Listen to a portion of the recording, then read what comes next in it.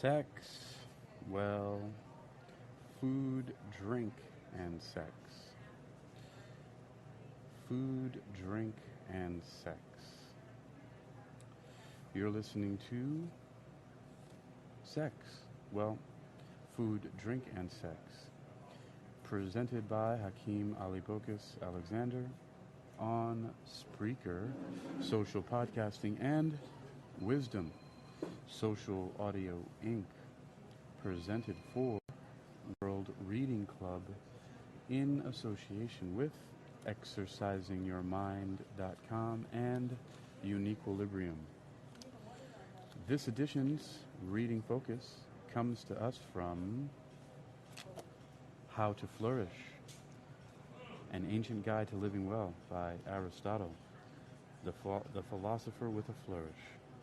Selections from the Nicomachean Ethics. It's selected, translated, and introduced by Susan Solve-Meyer. This is part of a section from Virtue and Vice in Action called Food, Drink, and Sex. Previously I read about cowardice and bravery, which was right before that. So, food, drink, and sex. Little introduction says in chapter 9, Aristotle concludes his account of bravery with a discussion of the pleasures and pains involved in brave action. Hello, Cecilia Grace, how do you do? And the fake imposter. Hello, hello. And also welcome Christopher John Martins. And Darryl with the dashes. Hello. This is Food, Drink, and Sex, Mr. Aristotle.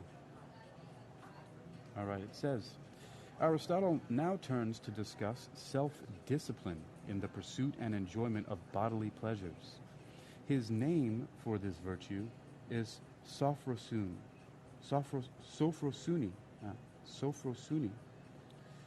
which in ordinary Greek encompasses soundness of mind, decorum, self-control, resistance to temptation or provocation, and the ability to keep a cool head and maintain your resolve under pressure. Aristotle narrows the range of this virtue to the domain of bodily pleasures, and the translation uses self-discipline in a similarly restricted sense.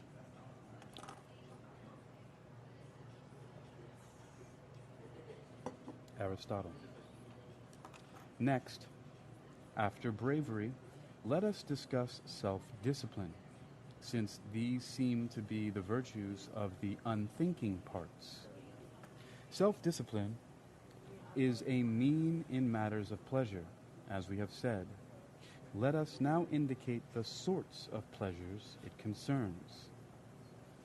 Pleasures of the soul are distinct from those of the body. Consider, for example, love of honor and love of learning. Neither of these has any effect on the body when it rejoices in its object. It is the intellect that is affected. I would have to disagree with Mr. Aristotle that neither of these has any effect on the body. That love of honor and the love of learning, I would say that the pleasure of the soul in general, he's saying they're distinct from the body, but let's agree to disagree, Mr. Aristotle. Although I can't argue with you because, well, you're not here.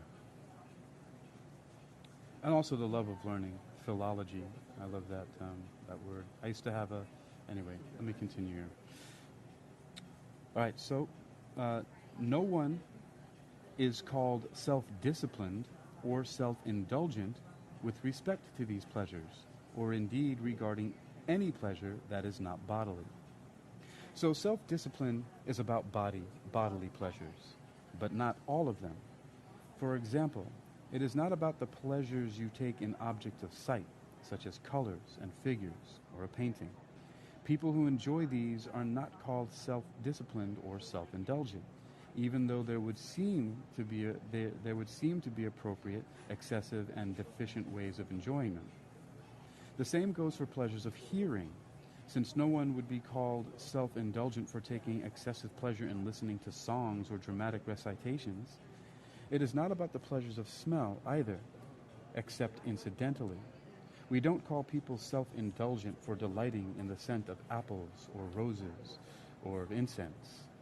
We are more likely to do so if they delight in the scent of myrrh or of meat, since a self-indulgent person will take pleasure in these scents because they remind him of the object he craves. Like the scent of a woman. That was my addition. Aristotle didn't write that. Scent of woman. Wasn't that the name of a movie? I think it was the name of a movie. Continuing. Self-discipline and self-indulgence concern the sorts of pleasures that we have in common with other animals. Those are the pleasures of touch and taste. Although taste has at most a small role to play, since tasting is a matter of discriminating flavors. What you do when evaluating wines or seasoning meat. It is not exactly taste that you take pleasure in if you are self-indulgent. It is the feeling of gratification, and this comes entirely through touch, whether eating or in drinking or in sex. That is why a certain gourmand prayed for his throat to grow longer than a crane's. He enjoyed touch so much. To delight in such things and to be especially fond of them is brutish. We don't include here the most cultivated pleasures of touch, such as those from rubbing and heating in the gymnasium. Self-indulgence isn't about touching just any part of the body, only certain parts. Some appetites seem to be commonly shared, while others are individual and acquired. The appetite for food, for example, is natural, since any creature, when in need, feels an appetite for food or drink, sometimes for both, and for sleep. But not everyone has this or that sort of appetite, or appetite for the same things. These seem to be our own doing. Still, there is an element of nature, since different things are pleasant to different creatures, and there are some things that all creatures find more pleasant than the ordinary. Now, few people go wrong in their natural appetites, and if they do, it is in the direction of too much. To eat or drink until you are so overfull is to exceed the natural limit, since a natural appetite is for replenishing what you lack. That's why people who do this are called gluttons. They fill up beyond the point of need. In matters of individual pleasures, there are many ways to go wrong, and most of us do. For example, there are people who get called lovers of a thing if they enjoy something they shouldn't, or enjoy a thing more than they should, or more than most people do, or not in the way they should. Self-indulgent people go to excess in all these ways. They enjoy things that are wrong to enjoy, or it is right to enjoy some such things, but these people enjoy them more than is right, or more than most people do. Going to excess in matters of pleasure is clearly self-indulgent and blameworthy. As for pains, it is unlike the case of bravery. You are not called self-disciplined or self-indulgent based on whether you endure pains or give in to them. You are called self-indulgent for being more pained than you should at missing out on pleasant opportunities. And you are called self-disciplined for not being pained at the absence of pleasures or at abstaining from something pleasant. Self-indulgent people have an appetite for all pleasures or for especially strong ones. And appetite leads them to choose these pleasures over any alternative. As a result, they are pained both when they miss out on the pleasure and when they have an appetite for it, since appetite involves pain. Falling short in matters of pleasure and enjoying them less than you should is not very common. Some impassivity is not human. Even other animals discriminate between different types of food, taking pleasure in some, not in others. People who found nothing pleasant and preferred nothing to anything else would fall well short of being human. There is no name for them, since there are barely any of them. People with self-discipline are disposed to strike the middle course in these matters. For example, they are disgusted rather than pleased by what self-indulgent people enjoy the most. In general, they do not enjoy things they should not, or enjoy anything in this domain intensely. In the absence of such pleasures, they do not feel pain or longing, or their feelings will be properly measured, not too much or at the wrong time, and so forth. They will have desires for pleasures that are conducive to health and fitness in due measure and as they should, and for other pleasures, provided they do not impede health or fitness or go beyond what is decent or what they can afford. Otherwise, their liking for such pleasures would exceed what the pleasures are worth. A self-disciplined person, however, reacts as correct thinking prescribes. What is that? It says, in the final chapter of Book 3, Aristotle compares cowardice and self-indulgence and describes the psychological structure of self-discipline. The thinking part of the soul is in charge, and the appetitive and desiring part of the soul follows its lead. Continuing, if you have self-discipline, your appetitive part should follow your thinking part. Both parts will have decency as their target, and your appetites will be for the right things, in the right way, and at the right time. That is, as thinking tells us. Let this be our account of self-discipline. This is interesting. At page 133 here, we have something that's going to be a good segue into something else I'm going to read in a little bit. This is personal finance. There's a section here on personal finance, and it goes into anger management.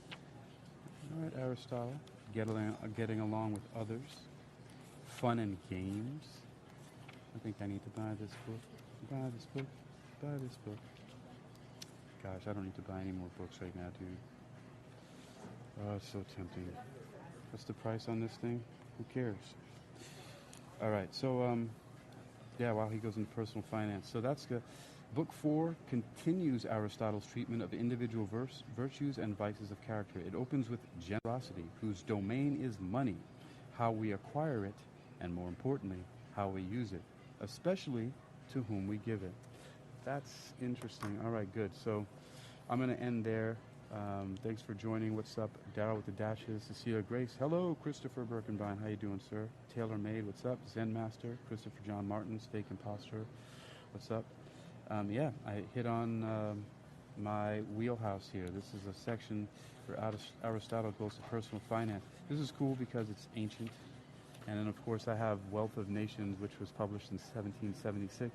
And then a few new tomes here that I purchased not too long ago, which are How Money Works and the Little Book of Economics. So I'm going to get into those in just a little bit. You've been listening to Sex. Well, Food, Drink, and Sex. Presented by Hakeem Alibokus Alexander on Spreaker, Social Podcasting, and Wisdom, Social Audio Inc., presented for World Reading Club in association with exercisingyourmind.com and UniquilibriuM. This edition's reading focus has come to us from How to Flourish, an Ancient Guide to Living Well, by Aristotle, the philosopher with a flourish. It comes from selections from the Nicomachean Ethics. I'm not sure if that's how it's pronounced, but that's how I'm pronouncing it.